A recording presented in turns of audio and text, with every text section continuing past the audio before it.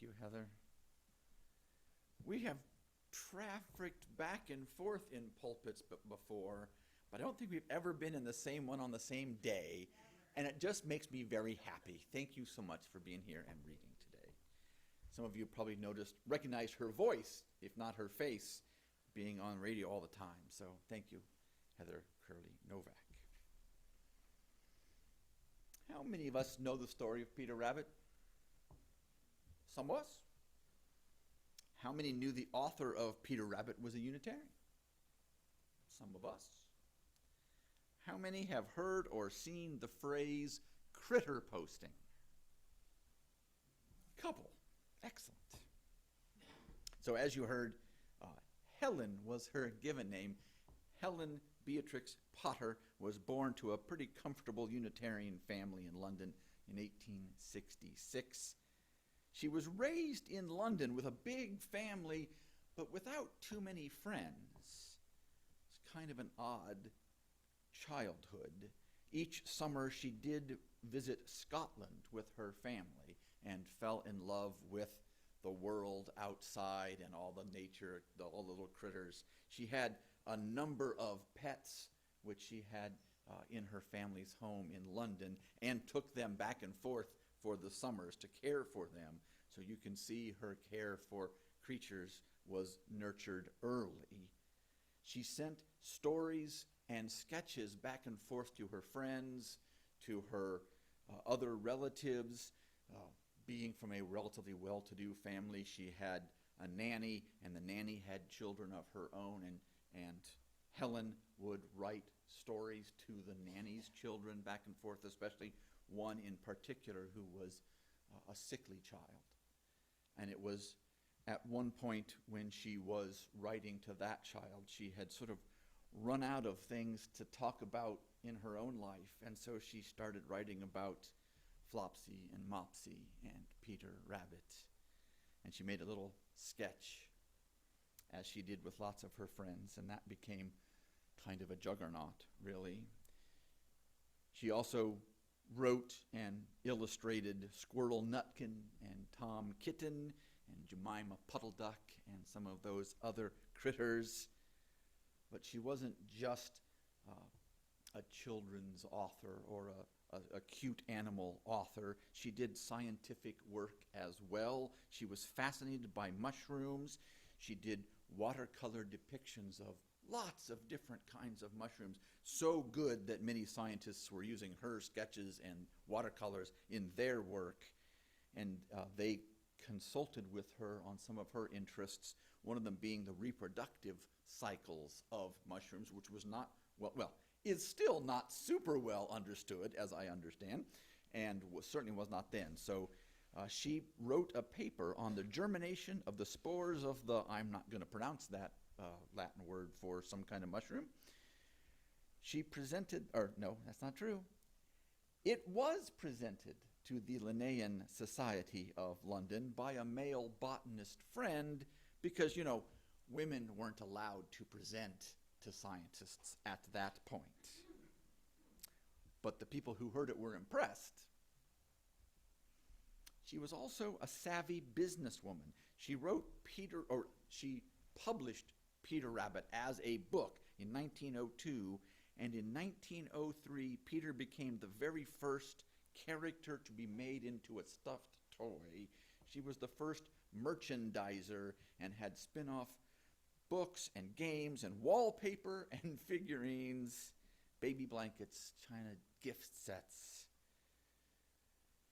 Later in life, when her fame and fortune allowed her to buy some home outside of London, she began working with sheep and was a prize-winning sheep farmer and land conservationist, and helped buy up and preserve all kinds of farms and surrounding areas to help nature survive and thrive. And over 150 years later, from her birth, 120 years after the publishing of her books, there's been a resurgence of that artwork. And her pictures and other whimsical depictions of frogs and ducks and bunnies and other wholesome critters. You can see one of those kinds of pictures on the cover of your order of service. Having a tea party, going on strolls, having picnics. And a lot of the time, there's a picture of these cute animals and the words, "Stop normalizing the grind and normalize whatever this is." So, do we know what the grind is? It's working and working and then working some more and still not having all the money you really need. We heard Heather read the tweet from Diora Shidajanova. At some point, we have to recognize that the financial anxiety young people are living through is not normal. Monetizing all your hobbies is not normal. Probably a bunch of us in this room right here could tell me more than I'm going to tell you right now about the grind and how hard it is to live these days. One thing I know is that home ownership, which conveys equity and stability, is much less available to young adults and families these days than it once was. The house that my parents bought in the late 1970s for $30,000, which was affordable on one person's income, is now over $160,000. You have to work multiple jobs and find more ways to earn money from your hobbies or your interests or your niche skills, not because you want to get ahead, to work forward and do something cool, but to keep up with life and its financial demands. How many of you have ever been to Worship Web, the UUA's Worship Web online? At least a couple of us. So there are all sorts of readings. There are chalice lightings. There are whole sermons. There are, if you want to do a worship service sometime, then please talk to Florence or me, and we'll be happy to help hook you up. If you're working on a worship service, the Worship Web is a place you can find potential readings. Or if you just want to read a few and have your own spirituality deepened at home sometime, that's all possible. I have contributed a couple of things to the Worship Web. And I've heard a couple of stories here recently when ministers or their interns have put together some kind of interesting take on the Christmas story. They've got a Christmas play. They've got a really fascinating liturgy to use on Christmas Eve. And when someone said, "Wow, that's really cool, I'd like to use that. Would you put that on Worship Web?" The answer is, I'm going to sell it. I need the money. That's the grind. There was a recent Vox article by Rebecca Jennings where she wrote, "Never has it been more mainstream, or really more understandable, to eschew typical posting norms and express the desire to leave the real world behind and escape into one where bunnies have tea parties." Who would like to escape into a world where bunnies have tea parties? I thought so. Posting such pictures and musing about that gentle, more bucolic lifestyle, critter posting and cottagecore. I do want to say, you can look up critter posting all day long. If you look up cottagecore, once in a while you'll find that some white supremacists have taken over those ideal situations. That's the way the world is. Ignore them, move on. Enjoy the critter postings. Critter posting had been seen on Tumblr for years, even in the before times, but particularly since the pandemic, it really took off. In her article, Jennings wrote, "The scarier and more confusing things got outside, the more people sought a retreat into a simpler past, albeit one that never actually existed, because bunnies don't really have tea parties." And then comes the real punch in our article.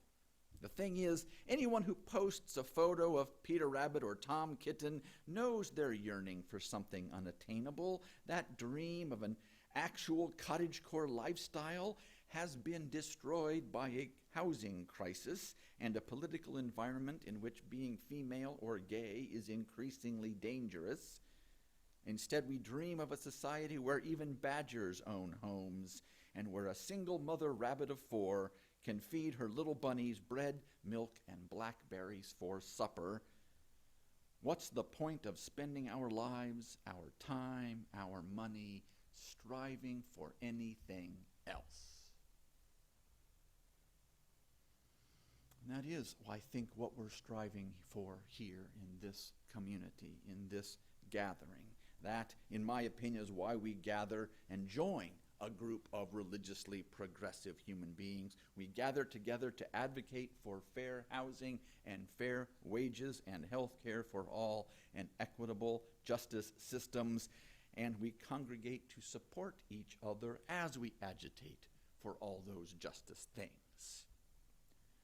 We do what we can to help feed and clothe and house each other, and we definitely provide emotional support as we all attempt to make our little corner of the late capitalist hellscape into something more assembling picnics and tea parties where all beings, including badgers and rabbits, but I mean all beings, all people are welcome at this table.